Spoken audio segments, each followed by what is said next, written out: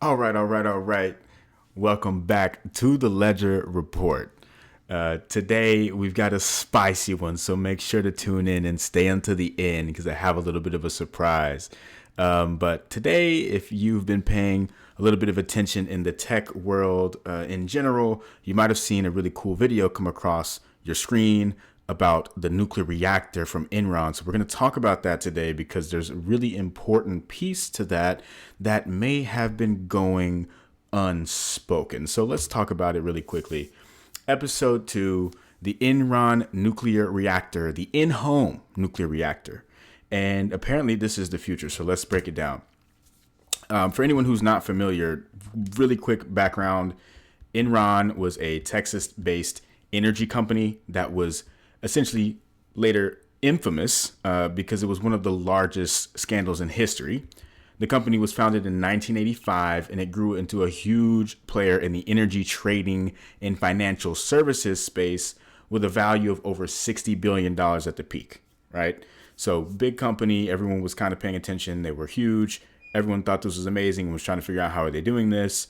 And, behind the success of this company was fraudulent accounting practices that hid massive debts and inflated profits. I'm not super familiar with the story, and we won't dive too deep into it because most people are aware. But anyways, in 2001, everyone kind of found out about the financial misconduct. The people that were running the company ended up facing major charges, and the company filed for bankruptcy, which erased all of the shareholder value, which also cost a lot of people jobs, thousands of jobs, and also led to the downfall of the auditor of the company. And so this was a big scandal. This actually led to big reforms, and it led to the Sarbanes-Oxley Act. Obviously, I don't know how to pronounce that, so correct me in the comments. And this was put in place to prevent future corporate fraud like this. So this was a really big deal, almost like an '09 kind of moment where regulators had to come together and create a bunch of rules to make sure that stuff like this doesn't happen. But on December 2nd of 2024, okay, just passed, Enron came back to Twitter and dropped a video, and we'll watch it in a little bit, saying, hey, can we talk? Like, we're back. And, people like myself at the time were kind of confused. Like, what is this? Why would Enron even do something like that? Like, this was 20 years ago, and they're definitely gone. And if they come back, no one's going to take them seriously, right? So today, all right, they dropped a video and they were leading up to this, talking a lot of hype up of like January 6th, we're going to change the world. And then like it was clearly a joke on top of that because they knew the significance of January 6th and then had to walk that back, but whatever. And then they dropped this video. By the way, like this is super high quality production value content. So this is a lot of effort being put into what is actually a joke, to be clear. I just want to make it clear. I'm making this video because this is a joke. And yet, once again, we've got a lot of people in the community that have kind of come out and started talking about this. And this is in the tech community, in the decentralized ledger technology community. And so I just wanted to touch on this to make sure that it's kind of clear what the facts are about this whole situation. But they dropped this egg, an at-home nuclear reactor. And this is supposed to revolutionize the energy business. But once again, this is clearly a parody. So let's talk about some of the responses that made me want to make this video. So Dagnum Pi, by the way, I want to be clear about two things before we dive into all of this. None of this is meant to be an attack on anyone. I'm not throwing shade, and this is not an attack on anyone's character or on anyone's intelligence in any way. Done. Two, I specifically have a lot of respect for Dagnum Pi because I know what he's about and what he stands for in the communities that he is in. And we'll talk about that in just a second. But he posted this on Twitter today. He said he's not sure if Enron got hacked, but if this is real, it's a game changer for energy. And people were kind of commenting on this and saying, hey, dude, this is a joke. And he later doubled down. But look, this guy has a lot of followers. Okay. So listen, he's very well respected community of the Constellation Network, the DAG community, and the Stardust Collective. So I'm a huge fan of the project. I love what they're doing. They're working with the Department of Defense. Very few projects are doing that in the DLT space, and especially even in tech and in general. It's not very common that you're running across companies getting contracts from the Department of Defense to do work, especially in data. So just putting that out there so everyone knows about that, because that's under the radar as well. But anyways, I just want to be clear. His job, okay, is marketing and business development. Okay. So his job is to get attention. So I don't know whether or not this guy is doing engagement farming when he's doing this or not. But I do want to point out that is his job, is to get attention for Constellation Network. Now, once again, let's see. He kind of doubled down on this. He said, hey, to everyone who is saying that Enron is a parody, there was this kid who achieved controlled nuclear fusion in his parents' garage back in '08. And you're saying that after all this time, we can't have something like this. And I just want to be clear. Hey, I know nothing about nuclear technology, nuclear energy. That was another thing that I wanted to be clear about. I don't know anything about nuclear energy, right? So I don't know how viable of an idea this is. I will throw out, though this is not at all related, okay, that I had a discussion with a gentleman senior to me in the tech world about a week ago about hydrogen batteries and why they aren't necessarily a big deal yet in the car space. There's a lot of danger around them. He made a really funny joke about how a hydrogen fuel cell, if there's a failure, it's going to be something that basically will cause a scene.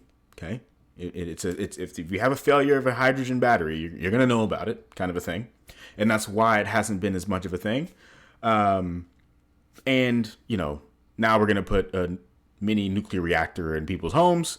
Listen, not at all related. I know these are totally separate technologies and that they work completely different ways, but putting nuclear reactor technology in the hands of millions of people, or somebody's going to do something crazy, and that probably wouldn't work very well. Just saying. But once again, I know nothing about this technology, so I don't know. And I'm not insulting Dagnum or anyone who is seeing this and their intelligence. I just want to be clear. The only point I'm making this video is to point out the facts. So let's dive into it really quickly. Vincent Van Code, he's like, not enough people are shocked by this. This is a humanity game changer. Why not just put one in your car? Surely this is a hoax, he ends with, which, okay, he's doubting it a little bit, which is super important because this is a hoax. It's a joke. All right. And that's why no one is shocked by this, because we understand humor and satire. So look, let's jump into the actual content here, because this has been leading up for quite some time. So Enron posted a video December 2nd. We'll just watch a little bit of it so you can get the vibe of what's happening, where it's really not clear that this is a joke. The world is changing faster than ever. Can you feel it? Growth, transformation, rebirth. In the modern world, we must accept change as the only constant. Learn how to adapt, forgive, to allow change to happen in the world and within ourselves. We understand this better than anyone, and we're here to lead by example.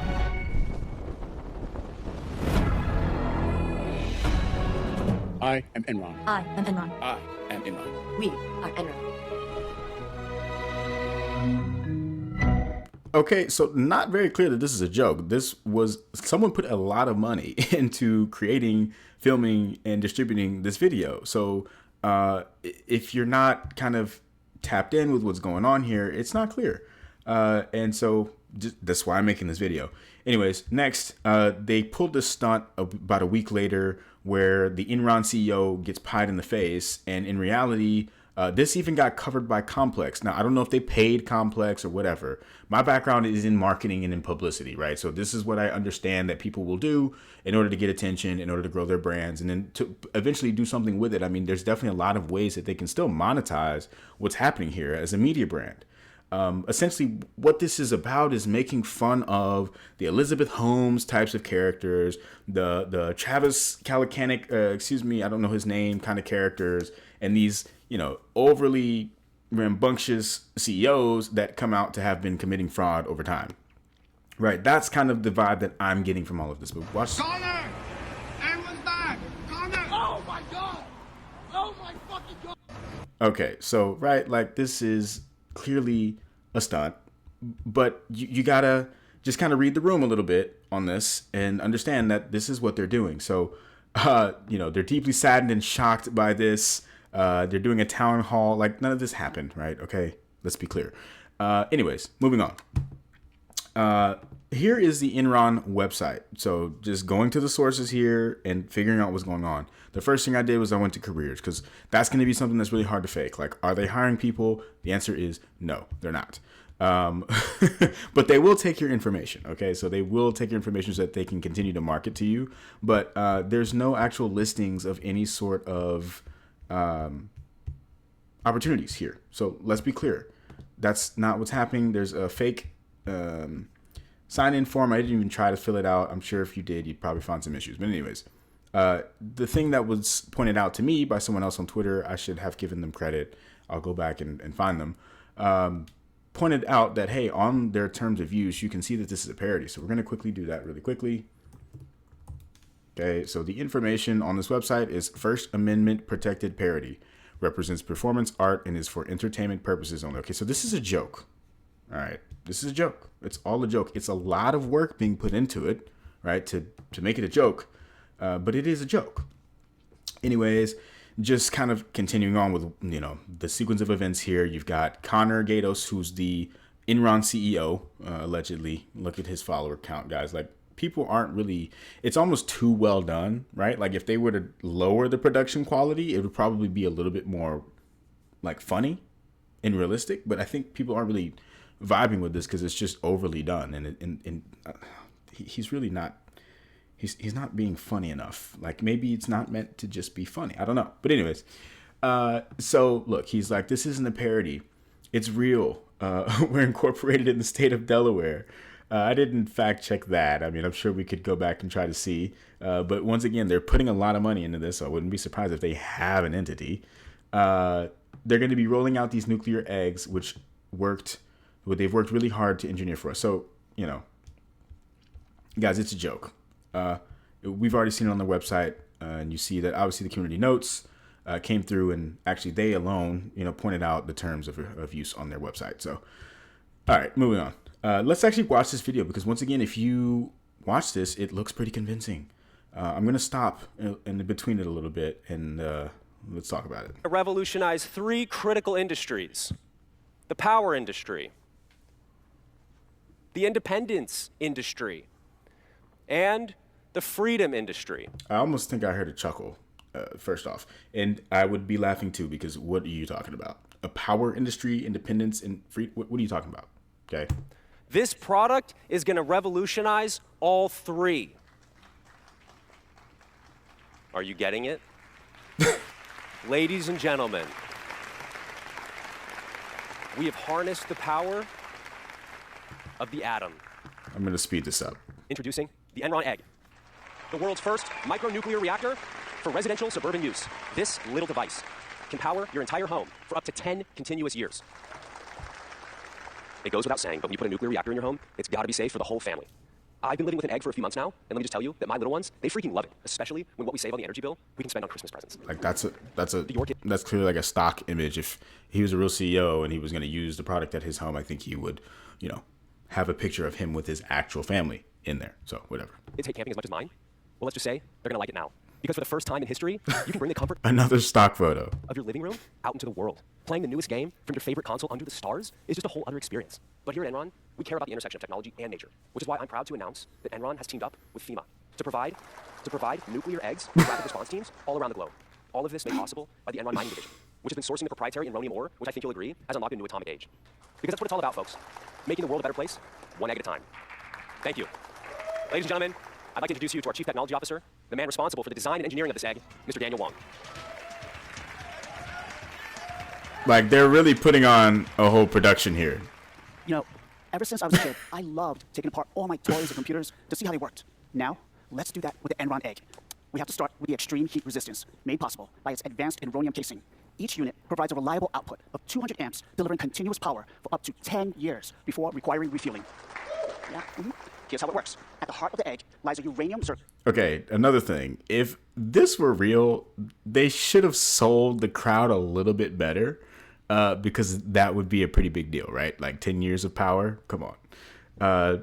But what they're doing here is they're mocking these big product release events, right? Like you would have with a Tesla or an iPhone back in the day when Steve Jobs was actually running the company, right? So that's the vibe, of what's happening. Zirconium hydrate fueled reactor chosen for its safety and efficiency. The nuclear reactor is precisely regulated by 9 boron-controlled drones located around the perimeter to maintain balance and stability. That's nuclear power you can trust. It's even got a little TV, so our team's always watching. Hydrogen-enriched heavy water in the primary cooling module slows fission reactions, and a robust pump drives the system's cooling, ensuring consistent performance and extended lifespan. For your safety, only certified Enron engineers have access to the internals of the egg, which only uses 20% enriched uranium. This is far too low to make an atomic weapon. It would simply be impossible. Back to you, Connor. Great job. Great job. Daniel Wong. Thank you so much for coming out today to the Enron Power Summit. We have a few eggs out in the lobby. Take a look at them, feel them, touch them. They're beautiful. But I just want to give another shout out to Daniel here. He's just an incredible person for Enron. I'm so excited and just honored, honestly, that someone that started off as a coworker a few years ago, now my friend. So until then, we'll see you next time. Okay, so for anyone who actually is into science and into energy and all that, please leave in the comments why this is possible or not possible, right? Talk about what they say in here and whether or not this stuff is feasible, whether or not it even makes sense. Are they even speaking on the issues that would actually matter if this were something to be implemented in homes? What are the issues that they aren't talking about? Because honestly, I think this can turn into a really interesting conversation about how you do actually create something like this, right? Is this actually the future? And they're actually kind of like putting this out into the world as a way to say, hey, like, you know, this is something that someone should be working on or whatever, you know, like maybe there's something deeper to this as well that we're not seeing up front. But at this moment, it's pretty clear that this is a joke.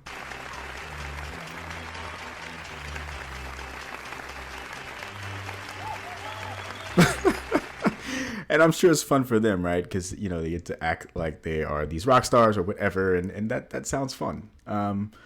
Look, they've got 30,000 followers, right? Like, Enron's a huge company. If people were actually listening to what was going on and paying attention to this and this were real, they would have a lot more followers than that. I'm just going to say that up front. Anyways, all right, to wrap this up, I did want to highlight something because there was something that I saw about a week ago that is real. And I wanted to get your thoughts on this. So this impossible quantum teleportation achieved on normal internet cables came out about a week ago. And I saw a few different sources talking about this. Maybe this is also false. Let me know in the comments below. But I'm pretty sure this is real news. Northwestern University engineers made a remarkable advance in quantum computing and communication, demonstrating quantum teleportation over a standard fiber optic cable that already carries everyday internet traffic. Okay, so the implication here below is that this shows that quantum communication might not require dedicated lines, which would clear the path for easier and more widespread integration of quantum and classical data sharing. So I'm not huge into the quantum computing space, but what does interest me is quantum information systems and the actual quantum internet, right? Which is, you know, separate technically from just quantum computing on its own, but how do we actually use this technology over the internet? And then you can do something super powerful. And I think it's going to be one of the more, you know, it's going to be the first side of where we see quantum making a difference. Because, I mean, we've seen Google in these labs creating these crazy computers, and they obviously also had a recent breakthrough that was incredible. But if they're doing that in an isolated environment, it doesn't really mean as much as actually having access to that technology across the world in real time, or, you know, maybe even through future and past. But that's, once again, well beyond me. I'm not going to talk about that today. But listen, this has been another video on the Ledger Report. And if you got any sort of a kick out of this whatsoever, please let me know about it in the comments. Be sure to like this video and subscribe. And tell me what I got wrong here, why I'm downplaying this, and why I'm silly, right? Why am I an idiot? Let me know in the comments. Until next time, stay vigilant.